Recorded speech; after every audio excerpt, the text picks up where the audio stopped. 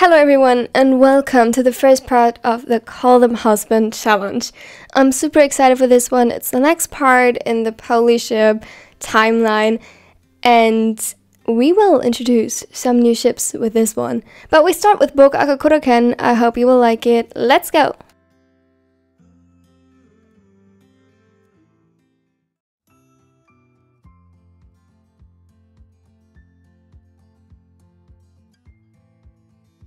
Iwaizumi created the Show a Faction group chat. Iwaizumi added Kageyama, Kenma, Sakusa, Suna, and Taichi. Do I even wanna know? No. Sakusa left the group chat. Iwaizumi added Sakusa to the group chat. Why? Because. If you don't want us to leave, explain. I have a challenge for you, but I need you to hear me out. To be honest, not what I expected from you out of all people. Great. Chances are it'll be at least tamer than what Oikawa can come up with. Surprising, but surely not as bad. What is the challenge even? Like, is that a thing? Yes and no. Oikawa made it a thing.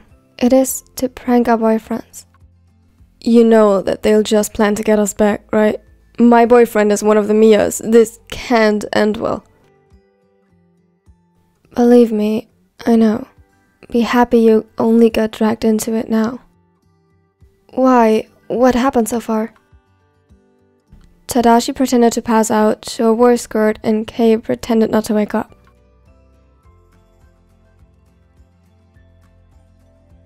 Well, that confirms it. The day I participate in these will be the one I die. The skirt doesn't sound too bad though. Wanna see Hayato in one? Or rather Shirabu? Shut up. That one was my favorite actually. I like skirts. They're comfortable. See, there are nice ones. And this one is too, or at least it isn't so bad. Actually, I messed up, and I kinda want to make it up to them. How? Call them your husbands in public. That's an interesting one. How badly did you mess up? Interesting for sure, but you are aware that this could go really badly. What if they don't want to be called that? Would be a good opportunity to figure it out, wouldn't it? I mean, isn't it better to know than not? The question is whether you really want to know if that is an option. I doubt it. Haven't you all been together for years? Sure, but that doesn't mean they'd want to be chained to me forever. Wow. No, that's not pessimistic at all. Fact of the matter is that all of us struggle more than our boyfriends to show affection. So this is just a little challenge to show that we appreciate them. You won't have to participate, but I'll do it. I disagree. Sakusa has to. I'll show Atsumu the screenshots. Why? Because if you are too blind to see how much they love you and get that reassurance by yourself, by doing this stupid challenge, I'll get Sumu to do it. Face it, Sakusa. If I marry Samu and Komori, and you marry Tsumu, we'll be family. Just looking out for you.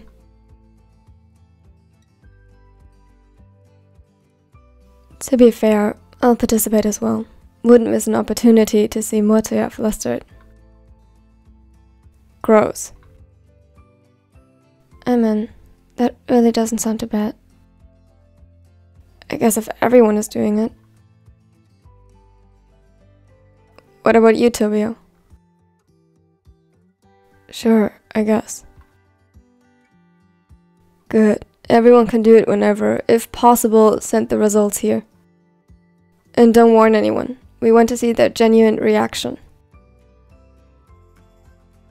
Got it.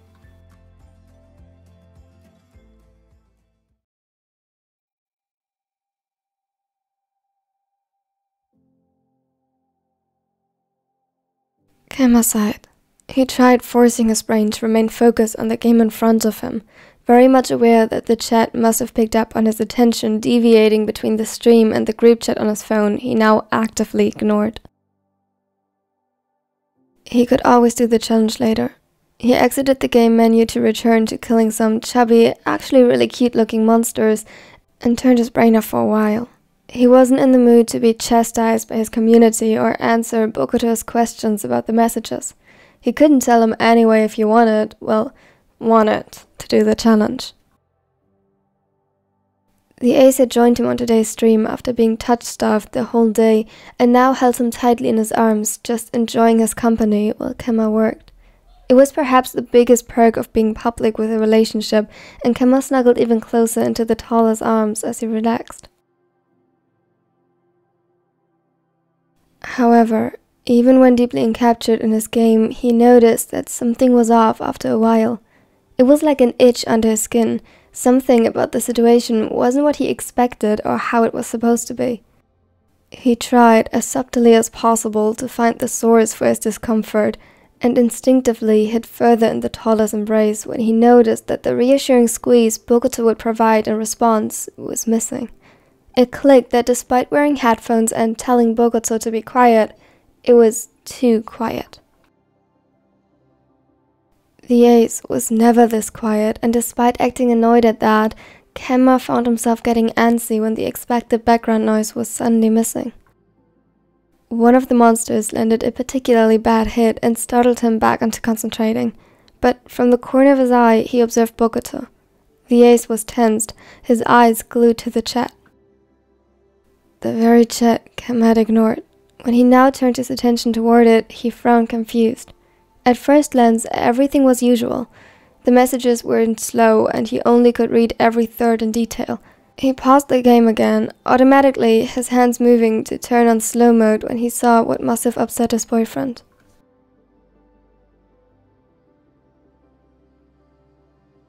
A heated discussion was sprinkled in with the usual messages about who Kema would choose if they broke up, or if he could only save one of his boyfriends out of a fictive situation. It mixed with the occasional jab at polygamy and turned into a contest of who he'd make the cutest couple with.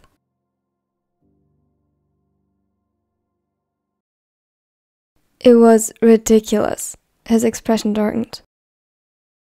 Do me a favor and keep my husband out of your childish discussions. Moderators, could you please regulate this? For a moment it still went on, but luckily his moderators actually handled it quite well and efficiently. The next message he saw concerning Bokuto was utterly unexpected, and yet not at all. Oh my god, do you see that blush? They are adorable! Wait, holy... Did she say husband? Ah, so cute! Are they married for real? Why weren't we invited to the wedding? A subtle smile appeared on Kema's face. It spread into a mischievous grin as he looked at his boyfriend, who indeed looked rather flustered. He leaned up, kissing him softly on his cheek before waving at the camera apologetically and ending the stream a little early. As soon as he was sure they weren't being recorded anymore, he set up to pull Bokuto into a real kiss. You look lovely with that blush. Lovely, and very much overwhelmed by the sudden display of confidence. It was rare for Kema to show his commitment to them so openly, but every time it left them speechless. You called me your husband. He nodded against his neck, getting comfortable on his lap again and curling up against him like a cat. Didn't you like it? He shook his head. I loved it.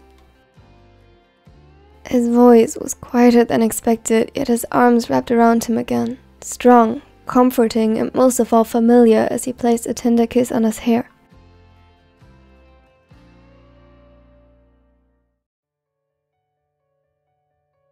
Doing the challenge with Bokuto had been easy. It fell into place effortlessly in the moment. The words escaped his mouth without even thinking about it.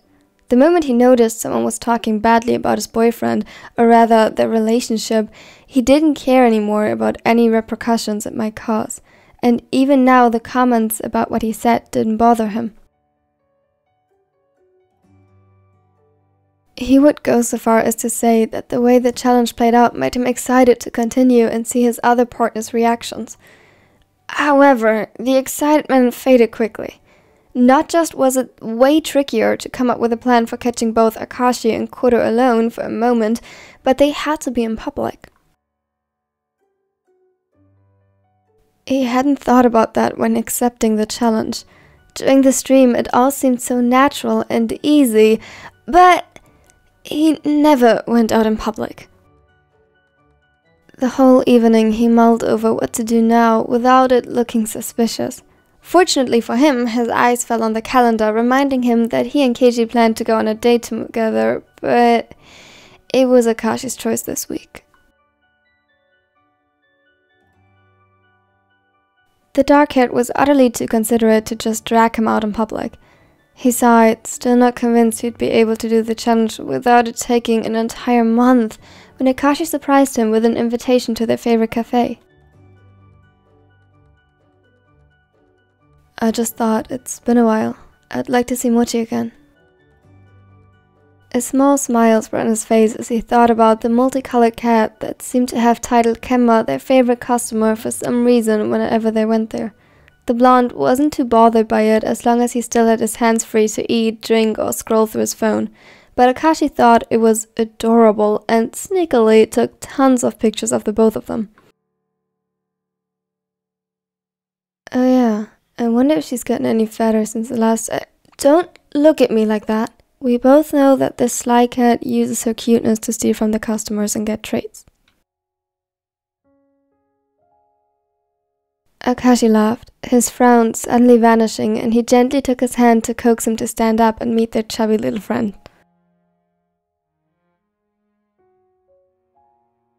At the cafe Lucky Cat, a small bell announced their arrival, and after settling at their favorite spot near the corner next to a window with some greenery, the chubby cat already appeared and curled up on Kemma's lap. See? Mochi missed you too. He said teasingly, but Kemma could already see his fingers twitching to get his phone. A mild smile spread on the streamer's face, while his hand automatically found the soft fur behind Mochi's ears and started to pet her.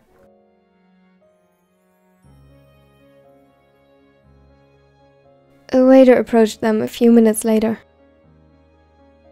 Welcome to the Lucky Cat Cafe. What can I get for you today? Akashi would usually order for them, given Kemma's anxiety or just general discomfort when talking to strangers. He straightened his bag and put his phone away, but Kemma wouldn't let his probably only opportunity pass. Luckily, they went here often, and as such he was very familiar with the place, the menu, and what Akashi would usually order. Green tea for the both of us, please. A slice of apple pie for me, and... He glanced over to Akashi, suddenly nervous. The sea-green eyes filled with subtle surprise, yet gentle and kind. His kind, caring Keiji, gorgeous in the golden sunlight. And suddenly, it wasn't difficult at all anymore. And a blueberry muffin for my husband. His eyes didn't deviate from the raven's face. He looked at the beautiful depth of green and blue hues.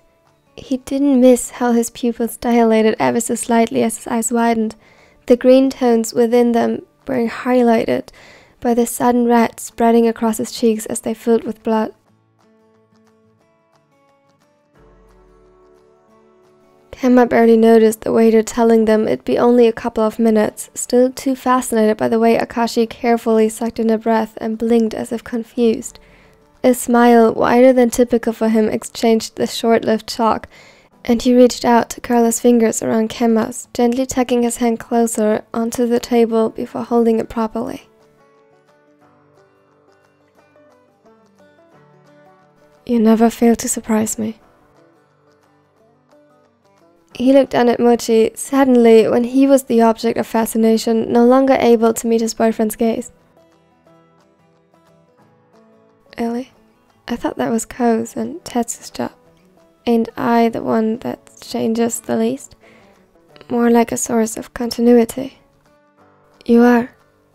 doesn't mean you can't surprise me. It's proven right now. It's nice. I mean, I like having the stability you provide in day-to-day life. You don't have to think of something grand to prevent our lives from getting dull. Just little things like these. He smiled. Kemma felt as though he could physically feel the warmth it radiated and was sure that Akashi wasn't the only one blushing at this point. I love you, my future husband. His lungs felt like someone had taken the air out of them, leaving a vacuum about to collapse in on itself, only stabilized by the love Akashi provided with his touch alone. He was the one causing him to fall, yet it was his arms he fell into.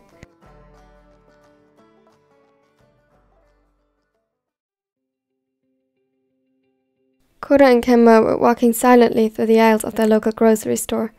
No words were spoken, yet Kemma noticed from the corner of his eye how Koro would stare at him time and time again. He couldn't quite read his expression. It edged on disbelief, but he never looked at him long enough to assess it properly. The blonde tried to ignore it, but having little to nothing to do since Koro had the list and always spotted the items before he got the chance to, left his brain with enough space to overthink every hasty glance in his direction. He felt it like a subtle itching at his neck while trying in vain to browse the items with faint interest. What? The taller's eyes had lingered on him for a solid minute, unmoving, and it made Kemma nervous. Agitated, he snapped back at him. A small smile spread on the Raven's face as he saw his boyfriend's frown, his face distorted in confusion and annoyance. He was cute in a way. Just wondering. About what? It was almost like a growl underlining the words, exposing how much the gamer hated being confused. Why you're here? He leans over the shopping cart lazily while observing Kemma's reaction. We had to go grocery shopping, hadn't we? Yes, but you usually don't accompany me for it. It combines your least favorite things, interacting with strangers and leaving the house. He states nonchalantly, though a small chuckle escaped his lips as he sees Kemma's expression sour. He started to fumble with the bracelets he had gotten to indicate the pronouns he preferred to any given time, a dark grey one on top right now. He, him. I just felt like it. Koro grabbed a pack of noodles from the shelf and moved on. He placed a gentle kiss on Kemma's cheek as he passed him. It's nice having you here. Just unusual. I was surprised, that's all. He could see the streamer's cheeks taking a pinkish color as he hid himself deeper into the hoodie. He didn't spare him another glance, just a short mumbling he'd get some snacks and energy drinks. Kemma took a couple deep breaths, focusing on the items in front of him. He couldn't remember the last time he was this affected by Koro's teasing, but he blamed it on the challenge residing in the back of his mind, making him nervous. How does one casually mention that he's their husband? How would he bring it up? And let's be honest, would he even survive the repercussions in his current state? He absent-mindedly grabbed his favorites, trying to come up with a cohesive plan, but ending up empty-handed. Koro was the biggest tease from the four of them by far, and while Kemma would love to get him back with this, it could easily backfire. Deep breaths. He turned around again, but hesitated. The blonde caught his reflection in a nearby window, distorted, yet it made him uneasy nonetheless. He felt suddenly very self-conscious about his appearance, unhappy with the overall picture. His hands automatically found their way into his hair and tied them up swiftly into a ponytail, only leaving a few strands up front to hide behind and frame his face. He started to aimlessly tug at the hoodie until his fingers found the bracelets again. It took a few more seconds before he managed to pull himself together, grab the items, and return to Koro's side. After a bit of searching, he found him, but not alone. A young woman about their age talked to him, fumbling with her hair nervously if the blush was an indicator of anything. Kemba stood at the other end of the aisle, a bit uncertain about what they should do next. This wasn't a rare occasion necessarily. Kuro was attractive, and most people seemed to recognize that. However, he found himself rarely confronted with it since Kuro was right. It was unusual for him to accompany the taller outside. He knew that the raven would turn her down, but he wasn't sure how to join the conversation without it being considered rude. These were the things they were exceptionally bad at.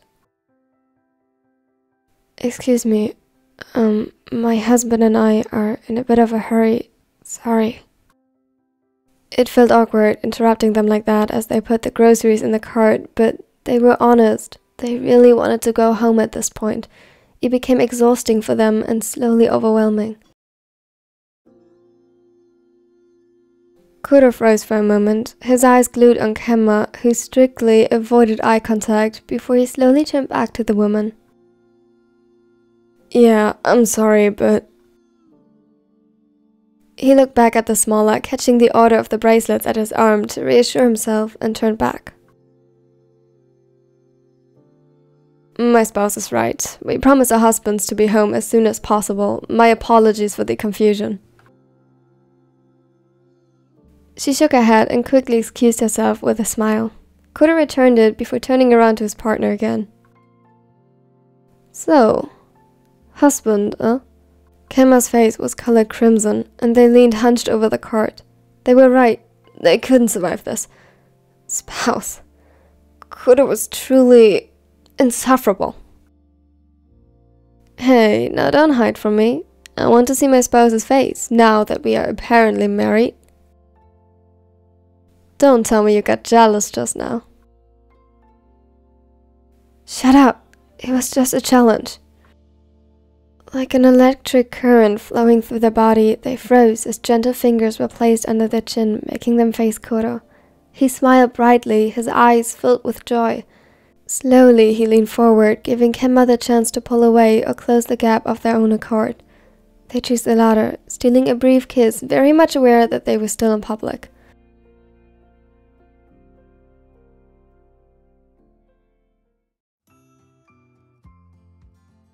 I'd say that went well.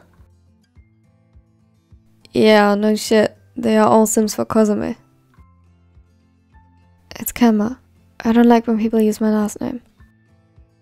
It's also easier to remember, considering that judging by Akashi's face, he definitely plans on changing that one soon. You bet it'll be Akashi? I would have said Kuro. Would you just shut up?